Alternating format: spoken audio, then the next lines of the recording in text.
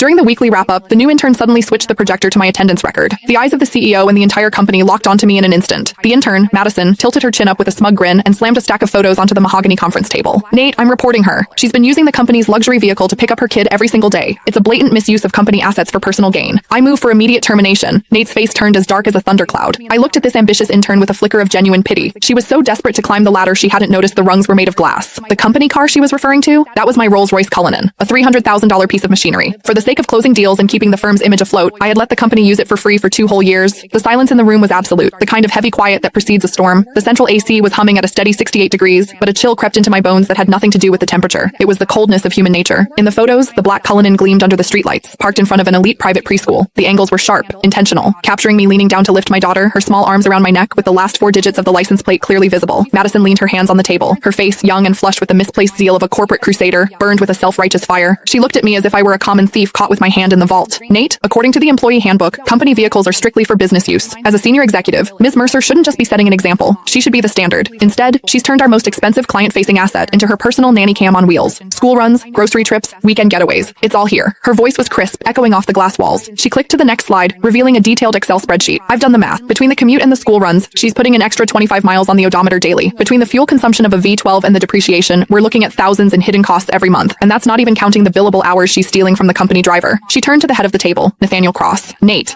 was my college classmate. He was the founder of this firm. In the early days, when he couldn't even cover payroll, I was the one who dipped into my savings to keep the lights on. Later, when we needed to project an image of success to land the big fish, my 5-year-old BMW didn't cut it. Without a second thought, I brought in the Cullinan I'd bought myself as a 35th birthday present, a car I'd owned for less than a month. I told him back then, take it, use it. We need the clients to see we're already in their league. That temporary favor had lasted 2 years. I paid for the gas. I paid the insurance premiums. I covered the maintenance. Sometimes when the driver was overwhelmed, I even drove to JFK myself to pick up VIPs. Everyone in this building knew that car was mine, or at least they should have. But looking at Nate now, there was no defense in his eyes. His brow was furrowed, his fingers drumming rhythmically on the table, a nervous habit he had whenever he was weighing his own interests against someone else's. Diana, Nate finally spoke. His voice was low, coated in a professional coldness that felt like a slap. The evidence Madison provided, is it true? I stared at him, my heart skipping a beat. Is it true? 2 years ago, when he begged me for the car to save face, he said, Diana, I'm so sorry to ask this of you. As soon as we're in the black, I'll buy you a brand new one. 1 year ago, when the cash flow dried up, I used that car as collateral for a bridge loan so he could pay his staff. He told me then, Diana, this car is the company's lifeline. It's your badge of honor. And now, he was asking me if it was true. I scanned the room. George, the sales manager, had used that very car last week to pick up his mother-in-law from the hospital, bragging on Instagram about company perks. Now he kept his head down, intently studying his legal pad. Sarah from HR, who asked for the keys every other month for supplies but really just wanted to cruise with her boyfriend, was looking at me with a sneer as if I were a white-collar criminal. It turns out that in the face of profit, kindness isn't just cheap, it's invisible. What do you think, Nate? I asked. My voice was calmer than I expected. You can find the full story in my bio. It's free.